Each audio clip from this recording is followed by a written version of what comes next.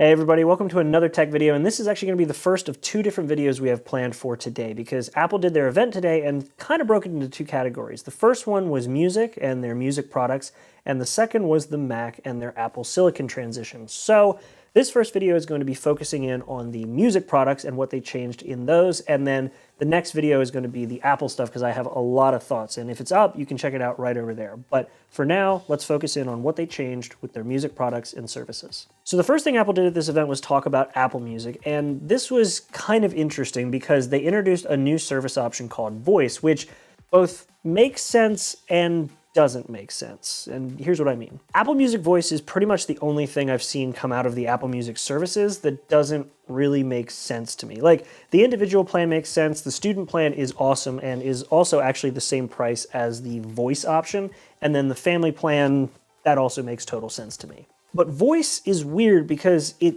seems like it includes everything that you would already get with Apple Music, except for the lossless audio, the spatial audio, Dolby Atmos, and then the ability to play it on other supported devices, like if you download Apple Music on Android. It also looks like it doesn't allow you to download music, it just allows you to stream it, and it also doesn't let you see the lyrics, which honestly is one of my favorite parts of Apple Music.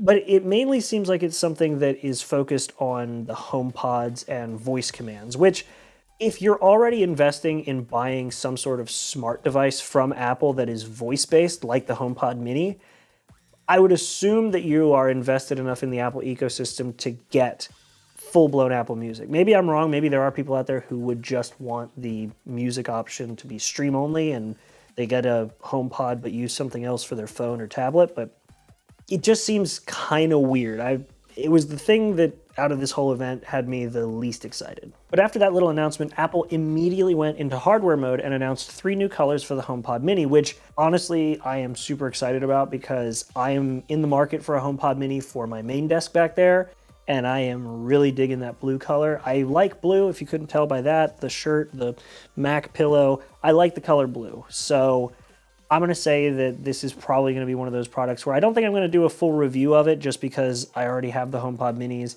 and I could have reviewed them, but I figured I have more to say about the full-size HomePods they canceled than I do about the Mini. But maybe you let me know in the comments if you'd be up for a HomePod Mini review, because I'm definitely going to be getting that blue color for my desk.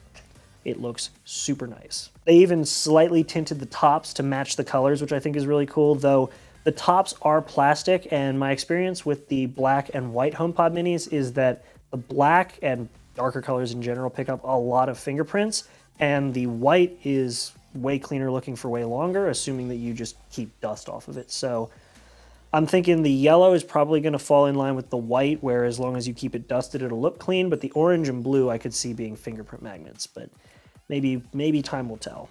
After that, they moved on to Airpods, and this is probably the thing they announced at this event that I was most excited for from the music category, solely because it's been so long since we have seen an update to the Airpods that are anything other than adding a new chip to the inside. Like, the Airpods that we currently have that aren't the Pro models literally still look like Airpods that were announced in 2012 with the cord cut off. Like, the design hadn't changed, and we finally get a new design, and I think it actually looks pretty nice.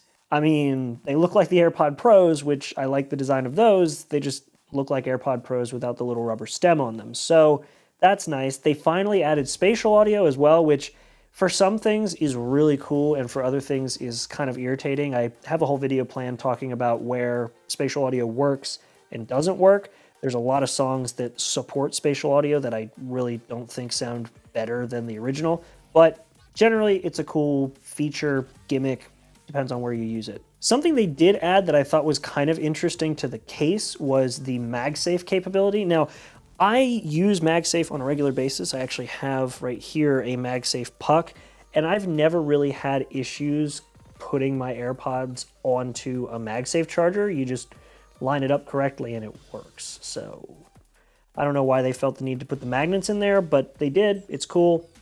Moving on. They've also made these new AirPods IPX4 rated, which means that you can actually get them wet. The last generations, yeah, you could get them wet. It wasn't officially supported, but I'd be lying if I said that my AirPods originals didn't make their way through the washing machine once or twice, so there is that. But considering these start at $179, putting them still at a very reasonable price in line with other wireless headphone options, I think the fact that they're water resistant will put them right up there along with some higher end workout headphones, and also still keep them in line with some of the more standard listening, truly wireless headphones. But the takeaway I got from these headphones is that if you're used to the AirPod Pros, or you're familiar at all with the AirPod Pros, these are going to control and presumably feel very similar, except for the lack of a rubber tip and noise canceling. So that's interesting, and I'll be curious to see how they actually sound, because most of the sound benefits you get from AirPod Pros come from the seal, and not having that seal means that even with Apple's active EQ, I can't imagine they're going to have the same depth to them, but who knows? Maybe I'll do a review of those as well. Let me know in the comments if you want to see a review of the new AirPods. But overall, that's everything Apple talked about on the music portion of their event. Apple Music Voice, which doesn't really make a whole lot of sense to me. I don't know why they announced it. Maybe when people start talking about what it does more, I'll understand it. But for right now, I don't really get it, because if you have Apple voice controlled stuff, I feel like you'd be deep enough in the ecosystem to get full-blown Apple Music, but maybe that's just me. The new HomePod colors, which the introduction video they did was really cool. I think that that was a super clever way for them to introduce new colors, and that blue is absolutely going to be living on my work desk. You can count on it. I love it. And of course, the third generation AirPods with the new design, which I think looks great considering I like the look of the AirPod Pros. And you've got the spatial audio, the better battery life, Magsafe, which again, kind of weird they would add that, but it's there. And of course, you get the new benefits of the adaptive EQ, which for me has been an amazing EQ. It's a little bassier than I prefer, but for headphones that size, I think they're going to be good. And interestingly enough, they're still selling the AirPods second gens for $129. So you can actually get a very good set of truly wireless headphones for $130 if you're really not looking to spend close to $200 for their more modern and more premium headphones. So that'd be a good way for people who are on the fence about truly wireless from Apple to sort of dip their toes in. And that's it. That was the Apple Music portion of the event. Nothing too crazy, some nice redesigns, some new benefits to the membership with Apple Music if you see it as beneficial. Still kind of weird about the Apple Music voice, but that's it.